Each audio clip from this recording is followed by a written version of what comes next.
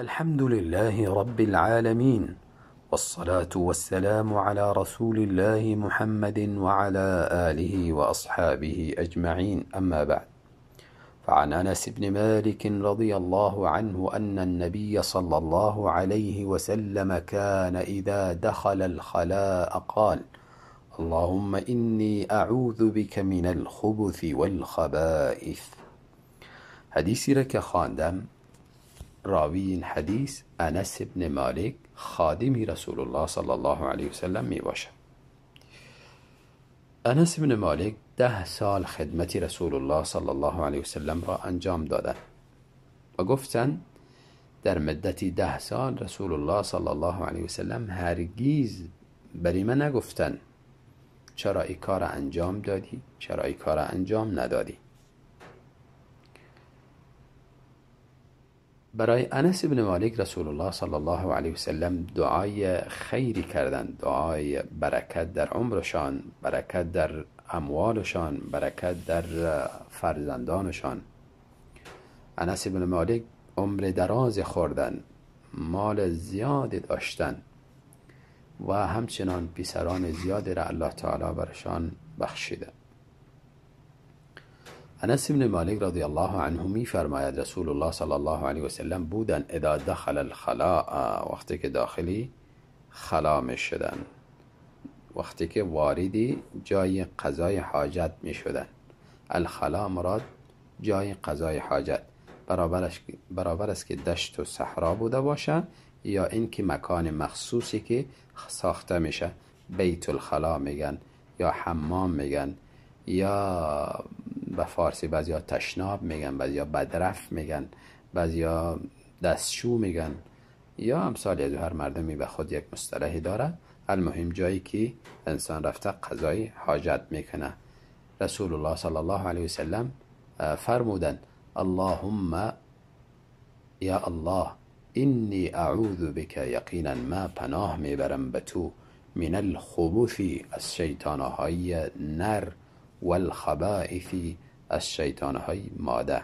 یا خبث هم به سکون با خوانده شده، مراد از خبث بدی، والخبائث مراد شیطانها.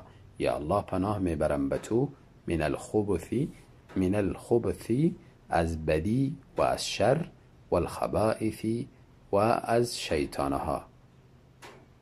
از شر پناه میبرم و از اهل شر که شیطان هاست، از آنها به تو پناه میبرم. این دعا نهایت دعای مختصر است، اما نهایت مهم در زندگی انسان حتی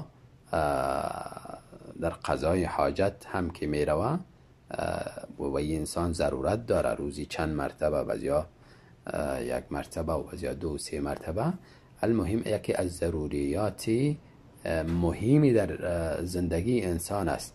وقتی که واردی بیت الخلا میشه، شریعت آداب خاصی را برش تعلیم داده که باید این آداب رعایت بکنه تا این که از شر اشرار هم در تو جا محفوظ بماند.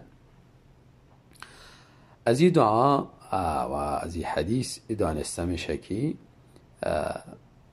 جاهای پلید برای انسانهای پلید است، جاهای پلید برای انسانهای پلید است. شیطانها بیشتر در جاهای پلید زندگی میکنه، پس در این تو جاها انسان زیاد در حذر بوده باشه که شیطانها سری از این صدمه وارد نکنن، ضرر وارد نکنن.